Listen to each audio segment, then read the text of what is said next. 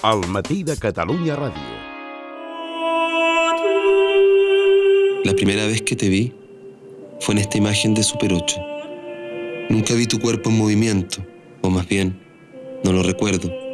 No podía recordarte porque nadie me habló nunca de ti. Tenía 1 año cuando te mataron y tú tenías 30.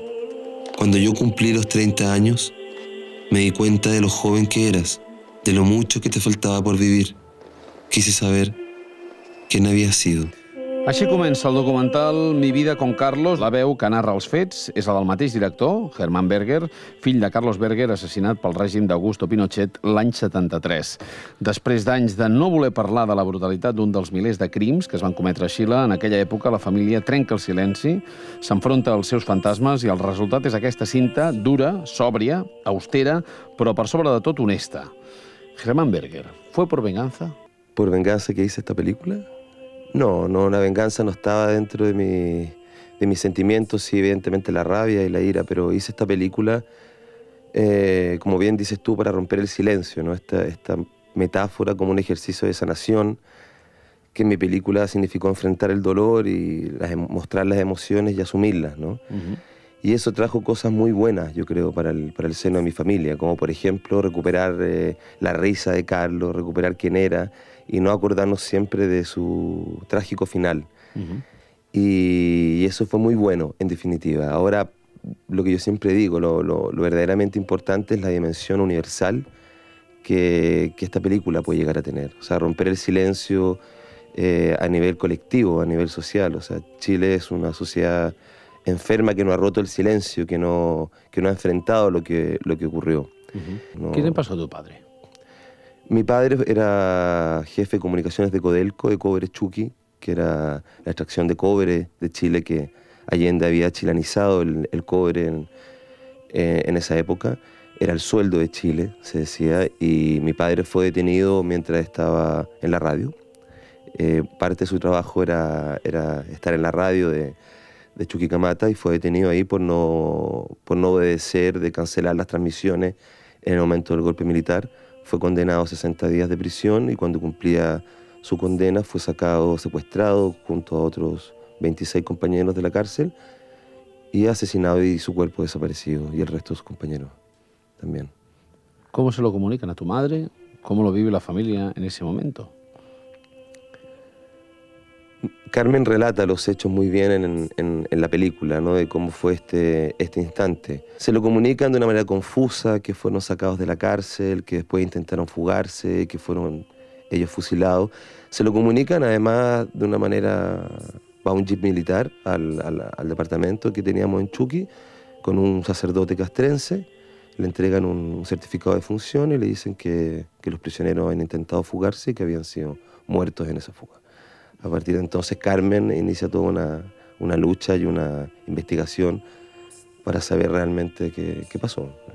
¿Cómo convives tú con el dolor familiar? ¿Cómo consigues romper ese silencio que hasta ese momento era la terapia que habían conseguido ellos para soportar la brutalidad? Yo creo que las cosas a veces son más simples de lo que uno se cree. En definitiva, la profunda pena y el profundo dolor era lo que impedía que en el caso de mi familia verbalizáramos todos juntos lo que cada uno sentía. Ahora, no hubo grandes sorpresas en ese sentido. Yo sabía lo que le pasaba a mi tío, yo sabía lo que le pasaba al otro hermano de Carlos, a mi madre. Uno intuye a los seres queridos cuáles son sus dolores, pero romper el silencio nos permitió verbalizarlos y aceptarnos y asumir que cada uno hizo lo que pudo. Cada uno, en definitiva, reconstruyó su vida, más bien o menos bien, pero como mejor lo pudo hacer, después de una brutalidad como esta. He tenido muchas oportunidades, mucho cariño en torno de mi persona, lo cual me permitió a lo mejor enfrentar y hacer esta película, ¿no? El arte lo encontré en mi vida como una manera de procesar muchas cosas y transformar en arte cosas terribles, como dice Jodorowsky, que hablábamos hace un rato, ¿no? De esta psicomagia, y permite a mucha gente poder romper el silencio. Yo tengo la suerte de hacerlo a través del arte, pero hay muchas maneras de hacerlo. Tú pediste que te sacaran la capucha antes de ser fusilado. Exigiste mirar la cara de tus asesinos, a lo que por cierto no accedieron. tal osadía tuviste que pagarla con mayores torturas y un castigo póstumo. Te flagelaron con armas pequeñas y corvos. Te torturaron y te arrancaron los ojos. Cuando lanzaban los cuerpos a la fosa clandestina, fuiste apartado. Tu cuerpo fue lanzado en otro lugar, hasta el día de hoy desconocido. Yo lo único que puedo decir es que Mi vida con Carlos también es una película que habla sobre el amor y sobre la esperanza. Y si el pueblo chileno ha recuperado parte de su dignidad, parte de su capacidad de querer y parte de su esperanza de tener un futuro mejor, es gracias al juez Baltasar Garzón. Yo creo que lo que ocurrió en España ahora con lo que se le hizo a él, digamos. ¿Tenía sustituto? Pablo Ruz. Yo espero que nos demos cuenta de lo que esto puede significar para este país. O sea, es muy sorprendente. Esto te demuestra que hechos brutales como estos no se les puede echar tierra, porque me dije cuántos años han pasado y lo que Garzón quería hacer era desenterrar los cuerpos, únicamente. No estamos hablando ni de meterse en lo penal y en muchos aspectos que España no... Yo no soy quien para venir a hablar de esto, ¿no? Pero me parece sorprendente, me parece muy grave, muy grave. No, sin duda que la héroe de nuestra familia es Carmen Hertz, mi madre, la abogada, la luchadora, que esto le significaron muchos costos también a nivel personal. Pero fíjate que yo con la adultez también aprendí a no juzgar y a entender el dolor, y que cada uno, en definitiva, resuelve sus vidas como mejor puede. Y yo siento que los hermanos de mi padre y mi familia no pudieron hacer otra cosa. Yo muchas veces decía, ¿por qué mi tío se habrá ido? ¿No? Nos habrá abandonado a sus padres, a nosotros. Pero él no pudo hacer otra cosa, no fue capaz de resolver esto de otra manera. Y es curioso porque, por ejemplo, a mí mi punto de partida para hacer la película fue el nacimiento de mis hijas.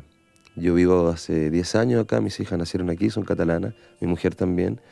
Y me di cuenta que tenía que transmitirle a ellas cuál era su otra historia, quién era su abuelo y lo que había ocurrido. Y me di cuenta que había un cambio de generación, que ellas ya nacían en un seno de normalidad, con papá, mamá, con toda su vida más o menos resuelta, con mucho cariño, pero que mi deber era transmitirles a ellas parte de esta memoria también. És una vivència dura que ha viscut la família Berger-Hertz, però no la única, i avui estem molt agraïts de que ens acompanyis, Germán.